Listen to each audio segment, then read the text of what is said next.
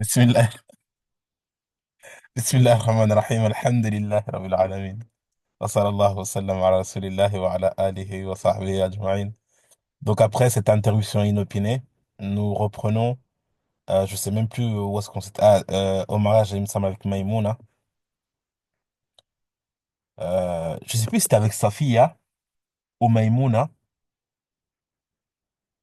Je sais plus c'était quelle épouse parmi les épouses du prophète Mohammed sallallahu alayhi wa sallam. Déjà quand Aïcha l'a vue, elle l'a pas senti. Aïcha elle a dit que dès qu'elle l'a vue, elle a détesté direct. Parce qu'elle savait qu'elle allait plaire au prophète Mohammed sallallahu alayhi wa sallam. Je sais plus si c'est Maimouna ou bien une autre. Elle a dit dès qu'elle l'a vu, elle l'a détesté. Bon, le prophète, il n'est pas le seul à avoir vécu ça. Des fois, il y en a qui détestent l'autre personne. On ne sait pas pourquoi. Tu l'as regardé, elle t'a regardé bizarrement. On ne sait pas pourquoi. Mais bon, ça c'est même les meilleures des femmes, ça leur est arrivé. Donc, alhamdulillah. Donc, Aïcha, elle a dit que dès qu'elle l'a vue, elle a vu qu'elle était belle, elle l'a détesté directement. Directement, elle l'a détesté. Mais après, alhamdulillah, sa jalousie, et c'est ça la différence entre ces femmes-là. Donc là, je parle de leur jalousie parce que c'est des choses réelles, hein, qui sont venues dans les textes religieux. Mais en même temps, leur jalousie ne leur a pas empêché de reconnaître la piété, pardon, de leur coépouse. Par exemple, Aïcha radiallahu anha, elle se moquait, par exemple, enfin, elle se moquait. Elle faisait des signes pour montrer que Maïmouna était petite de taille, par exemple. Mais, malgré ça, donc ça, c'est la jalousie qui pousse à ça.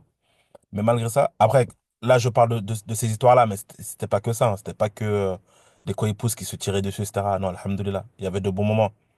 Euh, Elles plaisantaient entre elles aussi. D'accord? Donc là, je vous parle de certains moments qui sont, entre guillemets, des attaques. Mais elles passaient de bons moments aussi. Comme c'est arrivé quand Hafsa, elle a fait peur à Saouda. Donc c'est des choses qui sont arrivées aussi. Saouda, en fait, c'était une femme âgée, donc c'était la plus âgée. Et c'était faite belle pour le prophète. Elle s'était faite belle pour le prophète sallallahu alayhi wa sallam.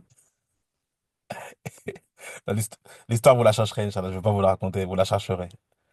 Saouda, elle s'était faite belle. Après, Hafsa, elle a voulu, elle a fait quelque chose. Vous rechercherez, Inch'Allah.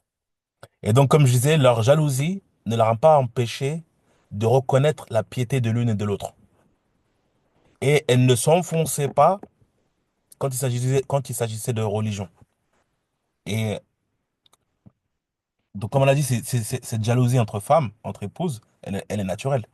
Donc ça n'enlève rien à leur statut, ça n'enlève rien à leur degré, et ça fait pas d'elles des femmes mauvaises ou quoi que ce soit. C'est tout à fait normal. Et bien sûr, quand tu es l'épouse du prophète Mohammed sallallahu alayhi wa sallam, bah, c'est sûr que tu as envie d'être seule avec lui. Ça, c'est tout à fait normal. Donc quand je raconte ces histoires-là, faut pas en sortir avec comme leçon, ah, t'as vu, même les épouses du prophète sallallahu alayhi wa sallam, elles étaient comme ceci, elles étaient comme ceci ou comme cela. Non, c'est pas comme ça qu'il faut comprendre la chose. D'accord? Pour faire préciser. Donc comme l'auteur, il le dit, donc on revient. Euh,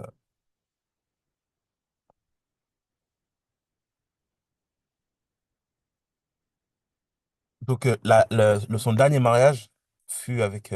La dernière femme qu'il a épousée, pardon, c'était Maïmouna. Donc, on passe au vers numéro 78. L'auteur, rahmahullah, dit وقبل إسلام أبي هريرة وبعد عمرة القضاء الشهيرة. Il dit, donc, il y a eu également comme événement le, la conversion de Abu Huraira. Abu Huraira, il s'est converti à l'islam. Donc, ça fait partie des événements qui ont eu lieu lors de cette année. Et comme vous le savez, Abu Huraira, regardez, il s'est converti en l'an 7, d'accord? Et le prophète, il est décédé en l'an 10, en 3 ans. En 3 ans, il est devenu la personne, le plus grand rapporteur de hadith du prophète sallallahu alayhi wa sallam, en 3 ans. Pourtant, il a trouvé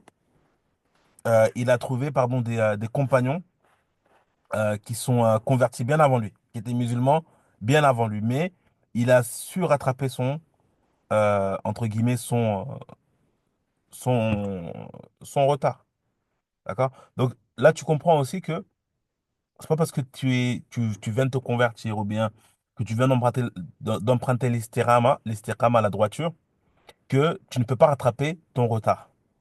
Il y en a beaucoup, ils croient que bah, comme j'ai j'ai négligé j'ai négligé ma religion pendant 20 ans, 30 ans, 40 ans, bah, moi maintenant c'est trop tard, je peux plus faire grand-chose. Non, il y a pas d'âge. Dès que tu peux, dès que tu peux, fais, fais tout ce que tu peux tant que tu as envie. Tant que tu as envie, fais ton maximum. Donne, donne ce que tu peux. Au final, comme les savants ils disent, l'objectif c'est pas d'arriver quelque part le premier. L'objectif c'est d'être sur le chemin. C'est d'être sur le chemin.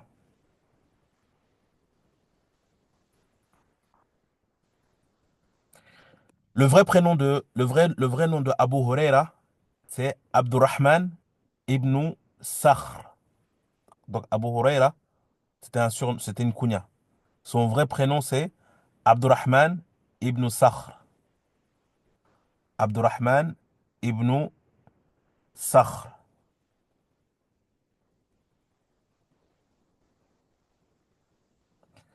Ensuite, l'événement suivant dont l'auteur dont l'auteur parle, c'est ce qu'on appelle Umratul Qada. Donc c'est ça qui dit Wa ba'du Umratul Qada shahira.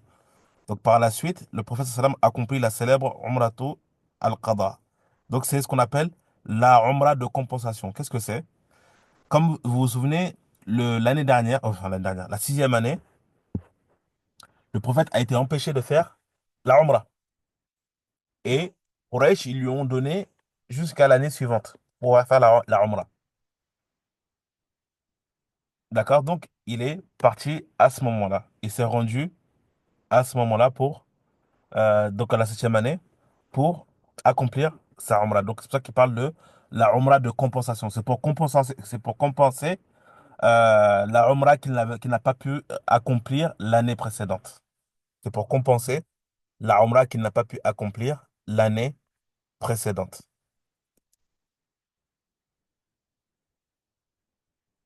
Ensuite, le vers numéro 79. وَالرُّسُلَ فِي مُحَرَّمِ الْمُحَرَّمِ أَرْسَلَهُمْ إِلَى الْمُلُوكِ فَاعْلَمِي. Il nous dit que au mois de Muharram, il a envoyé des émissaires, donc des messagers. À qui il a envoyé ça? Arsalahum ilal muluki fa'lami. Aux différents rois pour les inviter à l'islam. Donc, le prophète sallallahu alayhi wa sallam, lors de la septième année, il a écrit des courriers qu'il a envoyés aux rois de différentes contrées. Il a envoyé à César, il a envoyé à Khosroès, il a envoyé au gouverneur d'Égypte, et plein parmi les gouverneurs, qu'ils soient arabes ou non arabes.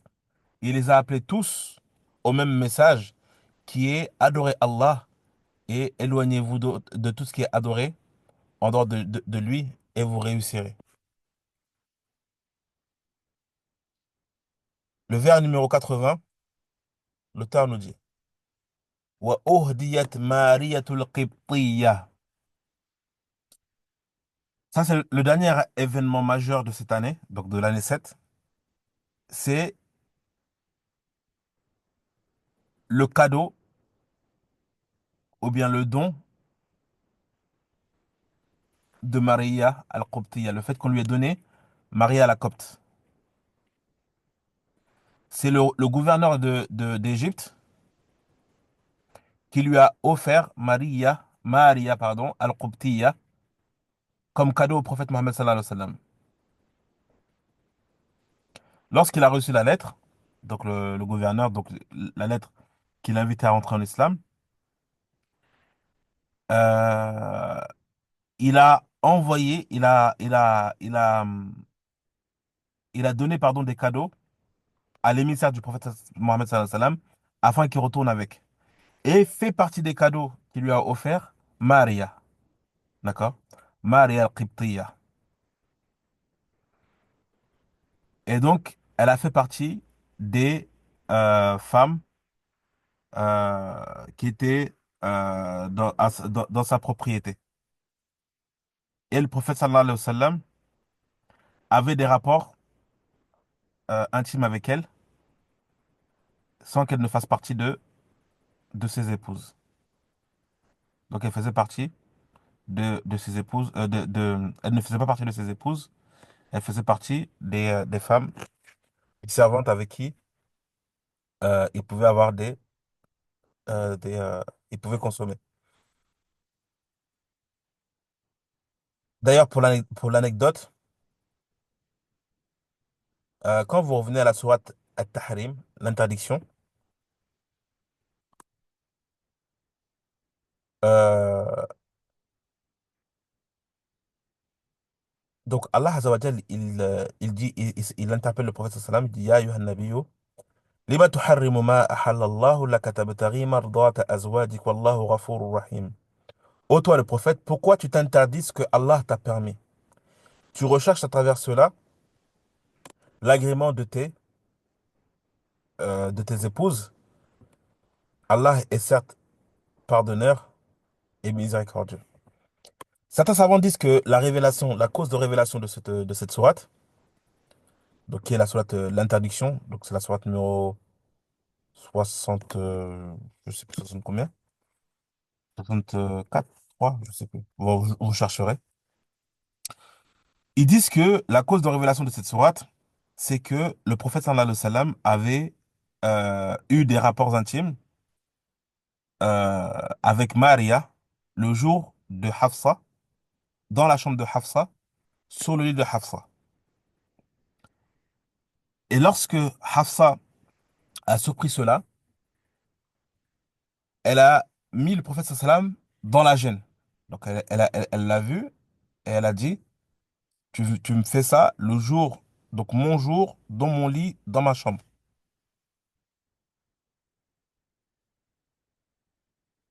Et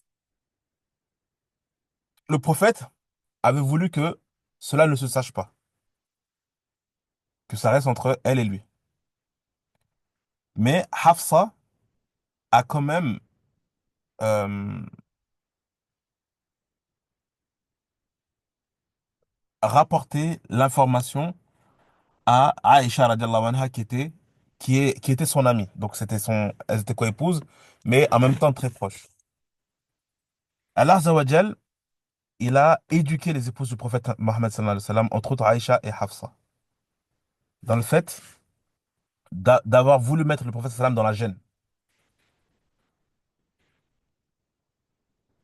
Et Allah Azza wa Jal, il a dit au prophète sallam, pourquoi tu t'interdis ce que Allah t'a permis? Et tu fais cela pour rechercher l'agrément de tes épouses.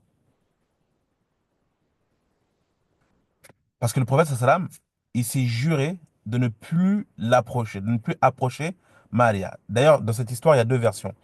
Il y en a qui disent que c'est cette version-là, que c'est lorsqu'il a consommé avec Maria, et d'autres qui disent que, en fait, lorsque le prophète sallam était chez Zainab, bint Jahsh, elle a consommé ce qu'on appelle du marafir. D'accord?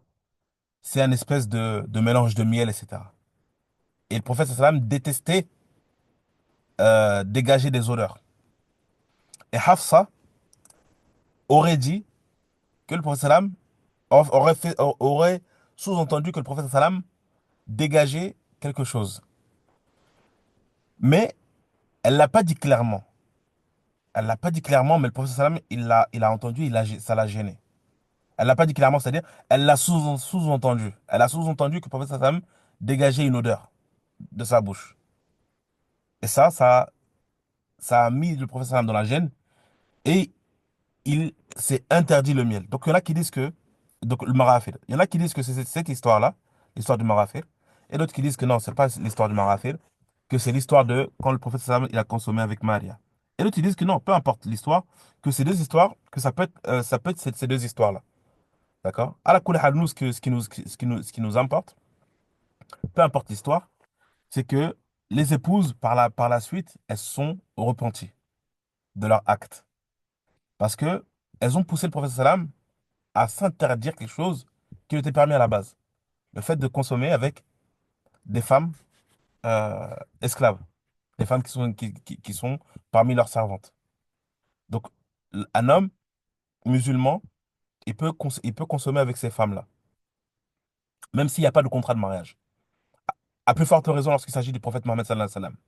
Donc, le venir le mettre dans la gêne et que lui, juste après, il s'interdit quelque chose qu'Allah lui a permis, eh ben, ça a valu justement qu'Allah Azza wa Jal l'interpelle et lui dise pourquoi tu t'interdis ce qu'Allah t'a permis. Et tu recherches à travers cela l'agrément de tes épouses. Wallahu ghafur rahim. Et ensuite, Allah Azza wa Jal, par la suite, dans cette histoire, il développe et il montre qu'il a pardonné également aux épouses parce qu'elles se sont repenties. إن تتوبا إلى الله فقد صغت قلوبكما وإن تظاهرا فإن الله هو مولاكم وجبريل وصالح المؤمنين والملائكة بعد ذلك ظاهر jusqu'à la fin. Donc ça te montre encore une fois la place du prophète Mohammed sallallahu alayhi wa sallam et ça te montre la place des épouses du prophète Mohammed sallallahu alayhi wa sallam. Donc malgré que la jalousie les prenait, les faisait agir d'une certaine manière, lorsque Allah Azza wa Jalla les interpellait avec la foi, bah, elles revenaient. Elles ne justifiaient pas leur jalousie ou leurs émotions, ou bien elles ne justifiaient pas, pardon, leurs paroles et leurs actes déplacés par les émotions. Au contraire, une fois qu'elles étaient prises par les émotions et qu'on leur disait que, attention, ce que vous avez fait, c'est contraire à la charia, bah, elles revenaient à la charia. Et c'est ça qui fait que ce sont les meilleures femmes sur terre. هذا والله أعلم وأحكم. On va s'arrêter sur ça, Inch'Allah ta'ala.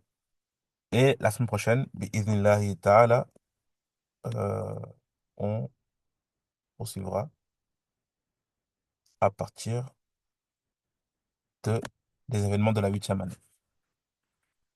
سبحانك اللهم وبحمدك أشهد أن لا إله إلا أنت أستغفرك وأتوب إليك. Est-ce que vous avez des questions sur ce qui a été vu aujourd'hui?